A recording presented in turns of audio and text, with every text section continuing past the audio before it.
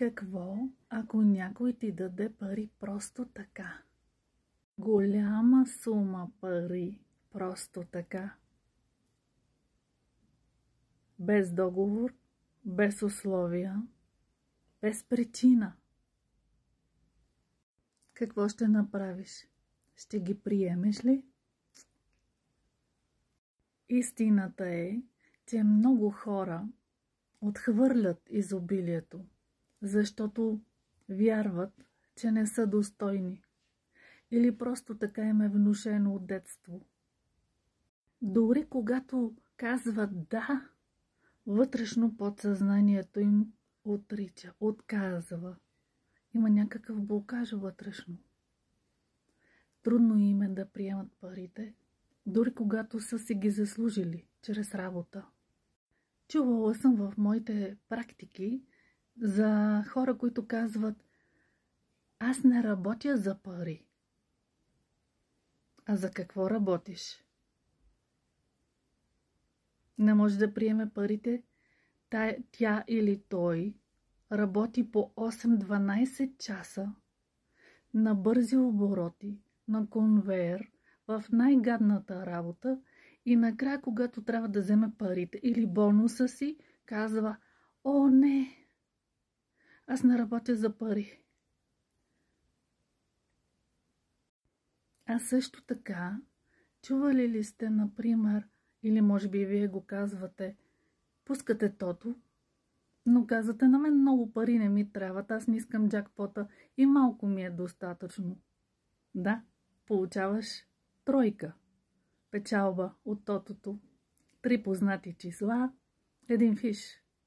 Това ти дава Вселената, това искаш, това ти дава Вселената. Някои хора го имат този блокаж, го имат вродено, носи се по наследство, както се казва, родов блокаж.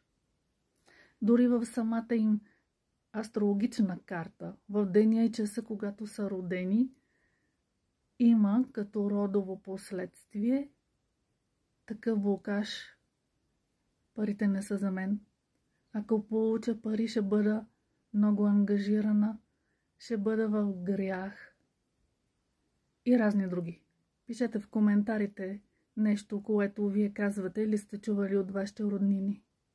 И така, в моите сесии отключваме, премахваме точно тези страхове.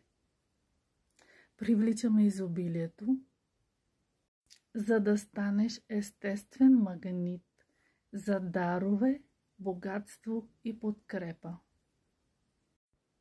Готова ли си? Готов ли си да отвориш вратата на богатството си?